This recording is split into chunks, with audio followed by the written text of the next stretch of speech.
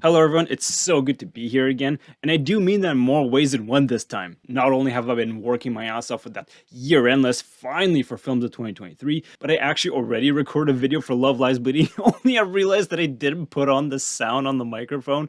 So yeah, take two. I guess the idea of things don't go according to plan sometimes is a thematic that lends itself well to Love Lies Bleeding, but before getting to that film, I dare say it has been a rather quiet start to 2024 cinema. Yes, there's Dune Part 2, which was fantastic, but otherwise it's been kind of crickets until this film. I've been looking forward to it for a while. I have heard of Rose Glass with their debut film, Saint Maud, which I regret to inform that I haven't actually watched it. I was super interested, but for whatever reason, it just fell between the cracks. Shame on me, I know, and clearly I have homework to add to my ever-growing pile of films to watch because, not gonna lie, Love Lies Bleeding is kind of a banger. So the general premise of the film is that we're in the late 1980s, 1989 if I'm not mistaken, and we have Kristen Stewart, who plays Lou, this gym manager who soon enough encounters this wandering soul called Jackie. She's this female bodybuilder that has dreams of going to Las Vegas to participate in this bodybuilding competition. Both stars pretty much get along right away, and their chemistry is instantaneously incendiary. I really love the performance from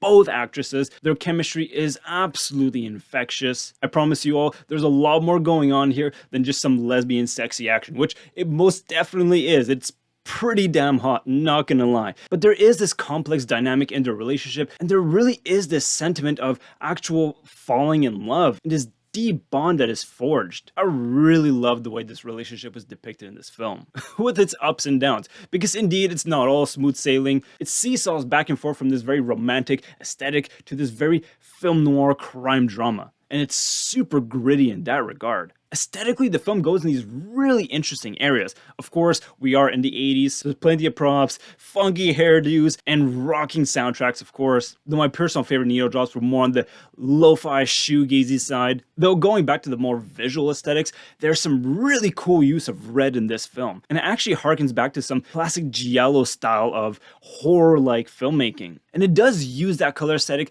for a very powerful narrative tool. I don't want to go in too deep in detail on that because that would spoil the fun for you guys to discover for yourselves. But indeed, there's a lot of shady shit going on in this town that gets in the way of their perfect romantic life. I mean, it would be a boring movie otherwise, wouldn't it? If everything went just butter smooth the whole time. I promise you, it's quite a bumpy road and in a really interesting way. So of course, the two main stars are fantastic, but we have quite a strong supporting cast too. Jenna Malone plays his tortured wife, and Dave Franco, from the first frame we see him, we know that he's just this disgusting scumbag, and he perfectly suits the need of that role. But my personal favorite, of course, is Ed Harris, who, at the age of 73, shows no signs of slowing down in any of his acting prowess. He's a total creep and a psychopath in this film in the best way possible, and his hairdo perfectly matches all of that vibe. Yeah, I think this is gonna be a new classic for bad hairstyles on villains in cinema. But thanks to these cast of characters and the circumstances that we all find ourselves in through this film, it becomes such a tense and nail-biting journey. Honestly, I was on the edge of my seat for most of the film. And there's some super shocking graphic moments. Once again, recalling that giallo, this very horror style of filmmaking, which might not come as a surprise to some fans of Rose Glass if they have seen Saint Maud. Once again, I haven't seen it, so I really had no idea what to expect going into this film. But the horror elements are there, with this one scene in particular that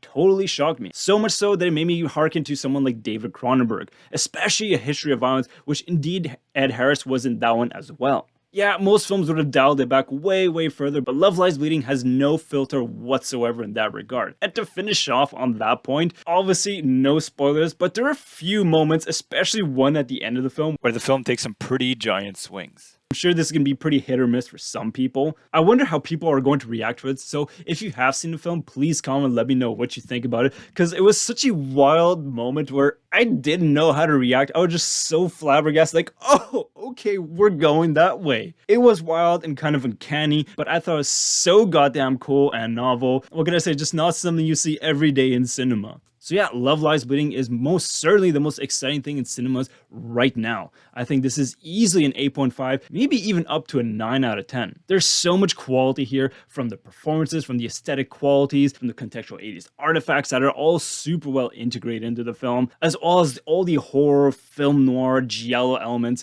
that are really well blended into this very passionate romantic drama. Yeah, this film tackles a lot and maybe it gets a little uncanny every now and then, especially with some of its very textural and muscular elements that I think are used to great narrative effect, but I imagine that might off-put some people. And yes, once again, it is a super sexy movie, but not in a cringy way. The passion and chemistry is most certainly there.